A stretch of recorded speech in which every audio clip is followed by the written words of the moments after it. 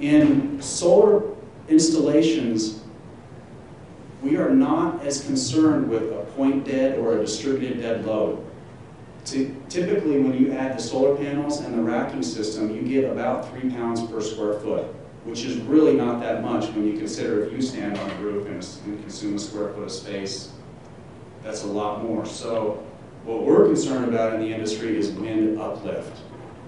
And so what we have to do as contractors is we design around that wind uplift. We calculate the exposure category if you're an ABC, what average high-speed wind is for that area.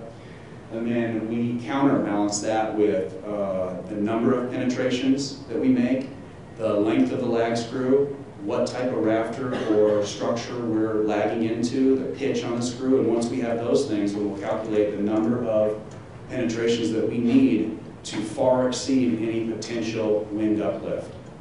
I have an installation in Astoria where Nancy is like a half a mile from the ocean with no trees around, and we went really extreme on that. Over-calculated it for, 150, 200%. It's a lot of penetrations, but there are best practices. We use a flashing just like you would. Go ahead, yeah, look. Do you ever use just a ballast? Yeah, ballast for a commercial system. I meant to mention that. Thank you for bringing that up. A ballasted racking system, for example, 30 kilowatt we have up for Seco Worldwide and Gresham, we use the ballasted system. Ballasted system sits right on the roof, on maybe like a flat roof, and there's no penetrations. But you calculate that hold down by using like pavers, like you would in your yard, those little concrete bricks, and you calculate the hold down and make sure that it will resist any wind uplift. Thank you for bringing that up. If anybody has any questions, I love interactive, presentations. So don't hesitate to ask a question if you have one. But we have the Q&A. Mike will probably say wait.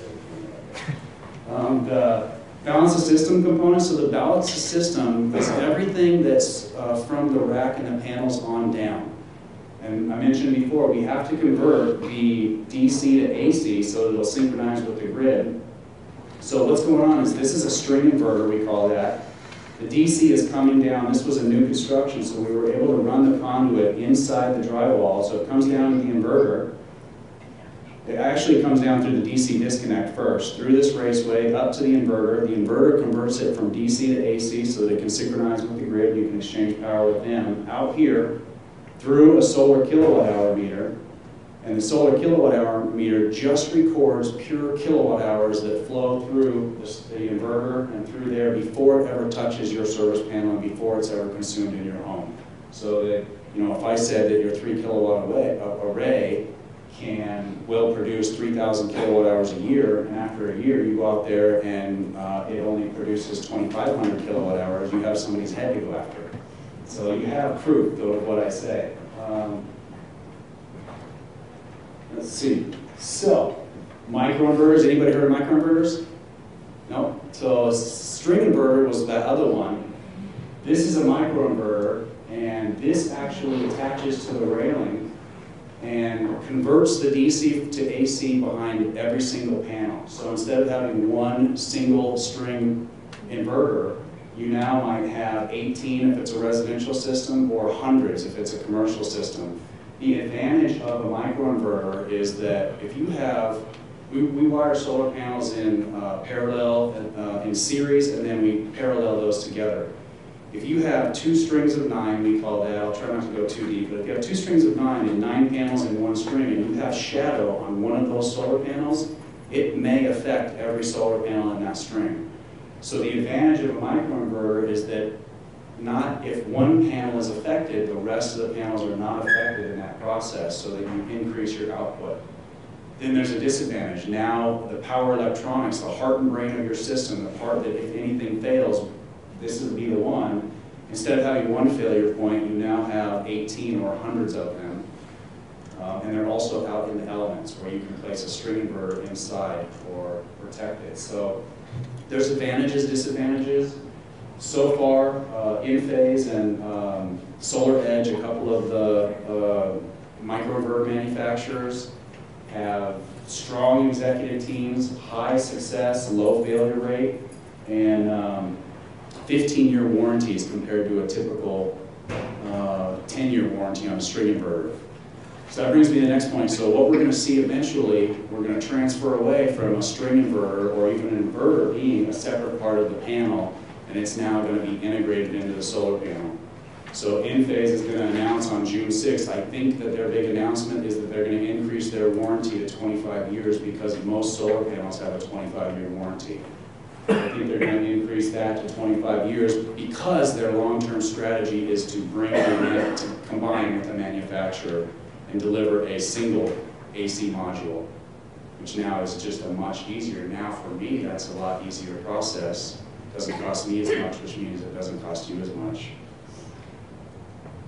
Data monitoring, most solar electric and even some solar hot water systems, you can log in. This one has kind of like a thermostat type display, which is the one where you have a glass of Cabernet and you're showing off your solar array, that kind of thing. It doesn't really have a lot of substance, but you can log in online, and this one has some value. So if you're over on the East Coast, you want to log in to see if your system's performing, you can check in and make sure that it is, and if it's not, you can call me. You don't even have to be home, and I'll come over and fix it. Even beyond that, a step further, is a lot of the data monitoring systems have alert notices. Well, they'll send you an email or a text message before you ever even know that there's an issue with your system. So you and your installer might get a text message and the system's fixed before you even come home. And we've talked a little bit about incentive programs. Has anybody heard the feed-in tariff?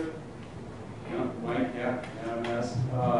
The feed-in tariff is a new program that was released on July 1st, 2010 in Oregon. This is based on the German model. So Germany leads the world in not only solar installations, and things are dynamic, they're changing constantly. Last year, at least, Germany led the world, and for 5 years or 10 years before that, in solar installations. They're also very good engineers. I think the Germans are spectacular engineers, so they have really incredible equipment. But this program called the feed-in tariff, they implemented, designed, and we copied them pretty closely. A few changes here and there, but basically what's happening is, instead of taking like a state tax credit or a utility incentive, the utility is now paying you a premium per unit of electricity, kilowatt hour, that you create.